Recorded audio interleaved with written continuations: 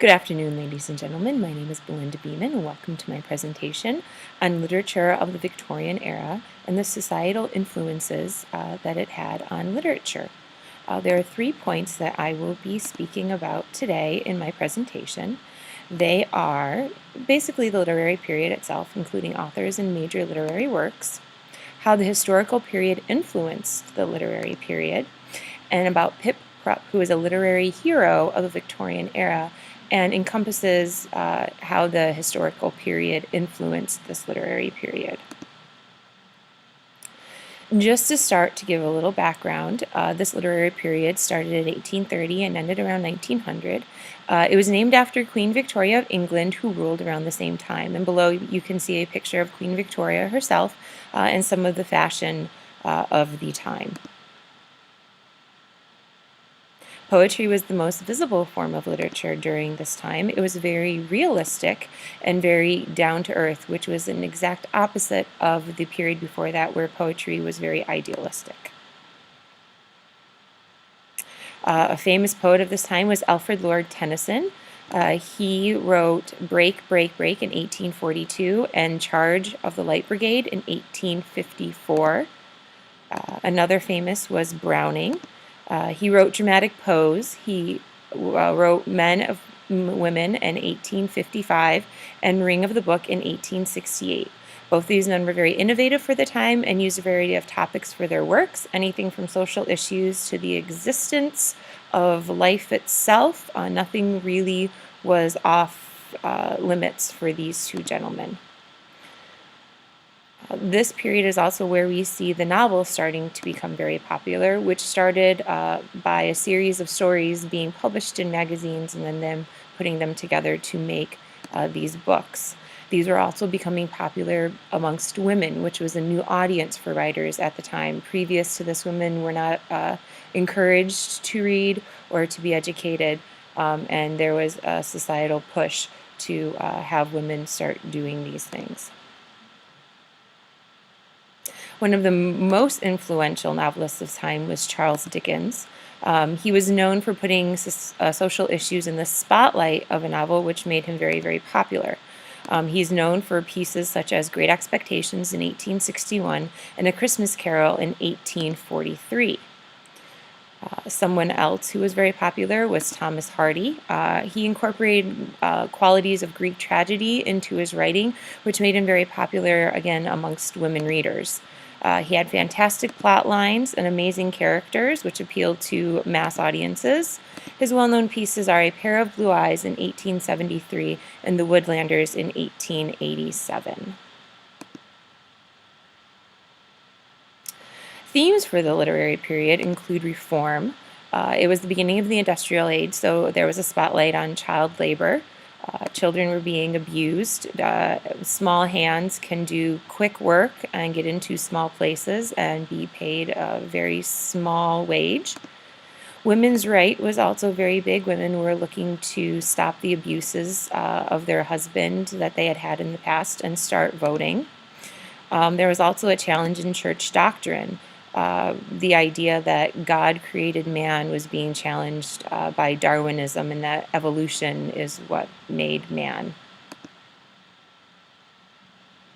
Another theme was moral purpose. Authors felt a need to send a message to help instruct readers of the world and how to behave. Finally, with idealism, there was lots of new ideas coming out in science. There was also a lot of doubt and pessimism that prevailed in literature. It was also very dark.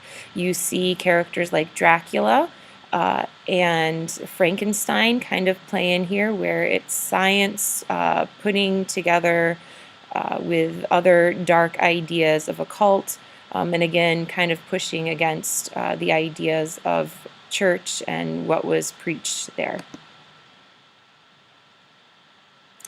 Talking about the historical period, with all of these new ideas and reform, it was a very tumultuous time in history.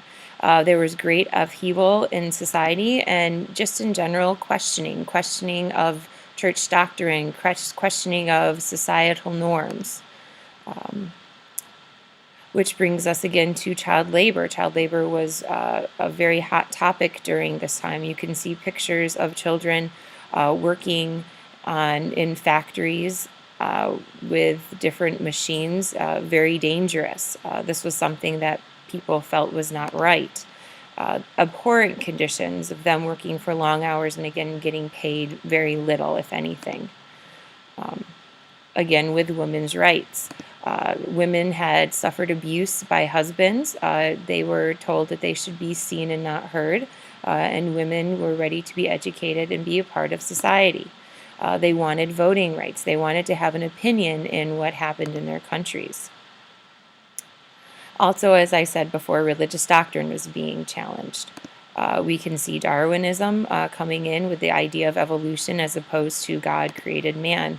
Also, there was a lot going on with science exploration, especially in the area of biology. How did the body work? How did our environment play a part in what was going on? Also with diseases, how to cure diseases and how could we prevent them from happening? Finally, there was a big questioning in social sciences. The idea of a gentleman's club, which was the highest social group, came into play.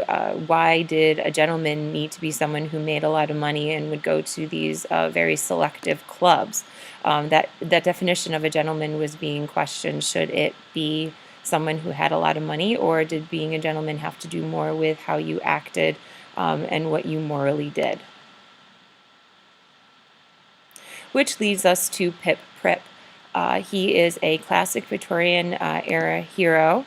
He was from The Great Expectations by Charles Dickens. He is the narrator and main character of the story, and he does just what we were talking about with the Gentleman's Club. He explores, or Dickens explores through him, the idea of what a gentleman is, and if it has to do with material or with more morality. And again, he is a classic Victorian era hero.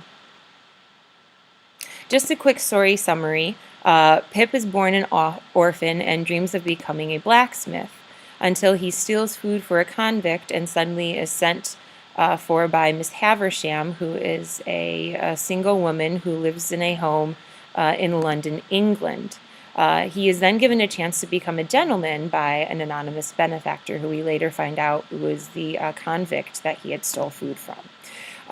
During his journey, he has to hide his past and learn to fit into this higher class. He falls in love and seems to be successful in his new role in society until his benefactor passes away and the fortune that was funding his transformation is lost. He's forced to give up his place in society as a gentleman, and he learns that a gentleman has nothing to do with material things, but more with attitude and temperament, again questioning the definition of what a gentleman really is.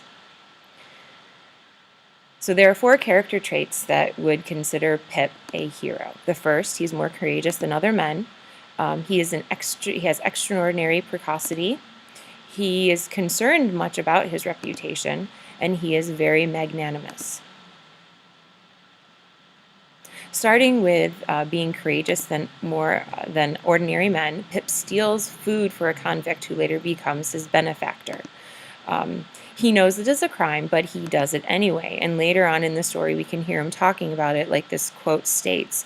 He didn't really think of it as stealing, and he eventually does have guilt for it. But it took a lot of courage for him to do this for this man. Along these same lines, Pip goes to stays with Miss Haversham without being there or really knowing her. She simply sends for him and he goes along his way. Here we can see an explanation of what Miss Haversham is like. He uses words, or Dickens used the words such as a grim lady who lives in a large, dismal, house barricaded against robbers, and a life of seclusion, which is not ideal for a young boy. Moving on, he has extraordinary precocity. He wants to become a gentleman, but he really sees it all as an appearance. You can see here he's talking to Joe, and he uses words such as worthier of his society. He feels like he has what is required because he has all the right clothes, and he has all the right friends. Again, he sees being a gentleman being a lot of appearance and material type things. Pip also does well in fitting into society. Here we see him speaking about a failure of another character, which seems to show he's kind of figured this all out in his head. He can tell who is going to be successful and who is not. And he states in this quote why this other gentleman will not be successful or rich. Throughout the story, we see him being very concerned about his reputation. He does not want anyone to know about his childhood as an orphan or his growing up poor. Here we see where he tells a story to Miss Haversham and Estella and their reaction. Um, and you can see that he says that he was ashamed of his father. And Haversham and they say her eyes laughed mischievously. He wants to hide that. He doesn't want anyone to know about that. He also does not want anyone to know about his benefactor. Here we see where he is scared to tell everybody about who his benefactor is, and he has fallen in love with Estella, and he is afraid of ruining her reputation if everyone would know who his benefactor was. Finally, he is very magnanimous. Pip learns that being a gentleman has more to do with morals and generosity as opposed to material things. Here he states that all parts of his journey, people were simply trying to help him. It's something that he had wanted, and all the material things really didn't matter. It was more about, like I said, morals and generosity. So a quick review of my presentation. The Victorian era was a very tumultuous time in European history, lots of questioning as to what was society and how society was growing. We were entering a new phase in the Industrial Revolution, and people were trying to deal with the changes that came with that. It very greatly influenced literary works of the time. One character, Pip Prip, who was one of our By Great Expectations by Charles Dickens, and was a classic Victorian era hero. Here is a quick list of resources that I used for my presentation. Is there any questions?